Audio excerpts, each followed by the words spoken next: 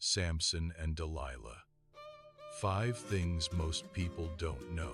The story of Samson and Delilah hides secrets few ever notice. Behind the legend of strength lies a deeper truth waiting to be uncovered.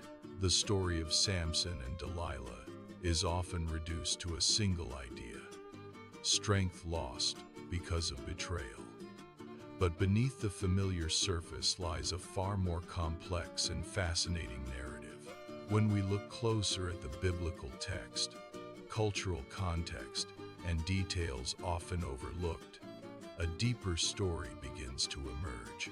Here are 5 lesser-known truths about Samson and Delilah that change how this ancient story is understood. Fact 1. Samson's strength was never in his hair. One of the most common misconceptions about Samson is that his physical strength came directly from his hair. But the Bible never actually says this. Samson's strength came from God, not from hair itself. His uncut hair was a symbol of a Nazirite vow, a lifelong commitment set apart for God's purpose. The hair was a sign of obedience, not the source of power. This means Samson didn't lose his strength the moment his hair was cut. He lost it because the covenant behind the symbol had been broken. The cutting of his hair represented the final step in a long pattern of disregard for his calling. In other words, Samson's downfall didn't begin with Delilah's scissors. It began much earlier, with compromise. Fact 2. Delilah is never called a Philistine. Many assume Delilah was a Philistine because she worked with Philistine leaders. But the Bible never identifies her nationality. This silence is striking in her story. She could have been a Philistine.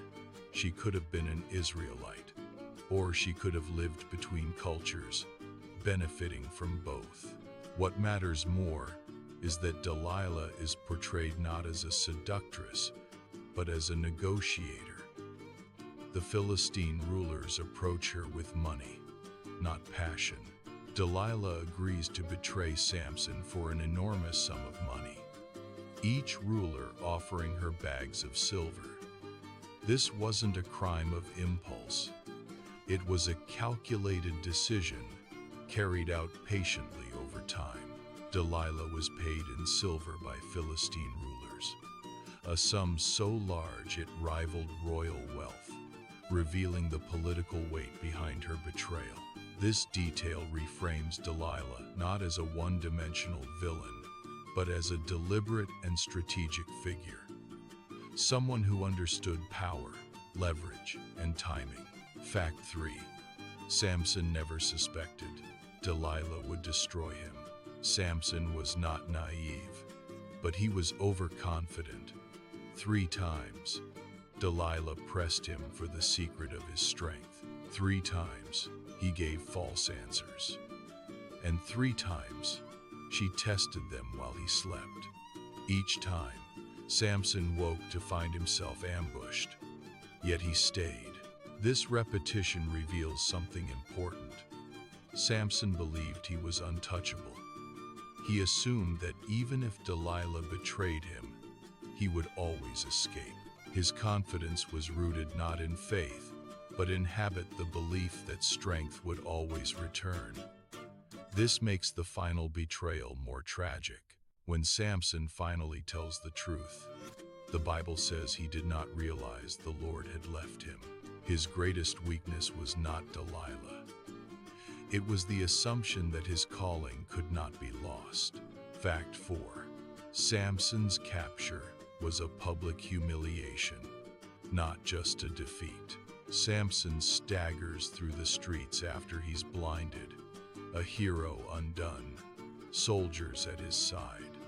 His courage vanished, leaving only a face etched with exhaustion and despair. After Samson was captured, the Philistines did more than imprison him. After being blinded, he was made to grind grain, a servant's task, a cruel insult. In ancient culture, blinding a defeated enemy symbolized total dominance. It removed independence, dignity, and identity. Samson, once feared as a warrior, became a living trophy of Philistine victory. Yet the story quietly shifts here. As Samson worked in darkness, the Bible notes something small, but powerful. His hair began to grow back. This detail isn't about physical appearance. It signals the possibility of restoration. In the silence and suffering, Samson's relationship with God begins to return. Fact 5. Samson's final act was his most selfless.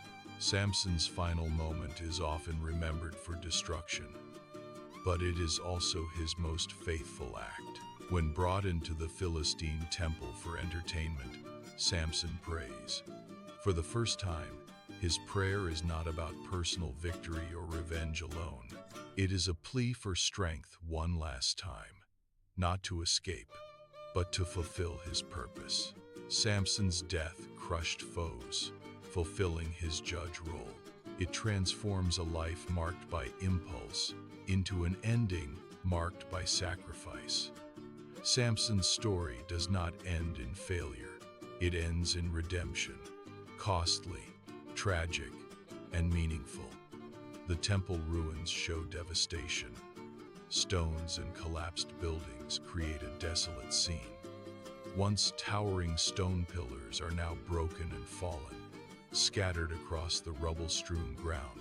Samson died when he pushed the pillars of Dagon's temple, collapsing it upon himself and the Philistines. He was later buried by his family between Zorah and Eshtaol. A closing thought.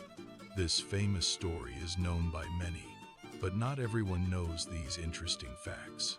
The story of Samson and Delilah is not just a warning about temptation or betrayal. It is a story about identity, moral failure, and the slow erosion of purpose through compromise. It reminds us that strength without discipline becomes dangerous, that symbols without commitment loses all its meaning, and that restoration, while possible, often comes at great cost. Samson's life asks a difficult question, not about how strong we are, but how faithful. And perhaps the most haunting truth of all is this: Samson's greatest enemy was never Delilah. It was the moment he stopped guarding what made him who he was.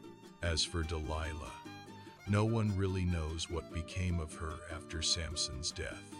Her legend ended with Samson. If you found these facts interesting, please give it a thumbs up. For more fascinating biblical stories and reflections, subscribe to discover the ancient word and continue the journey with us. The end.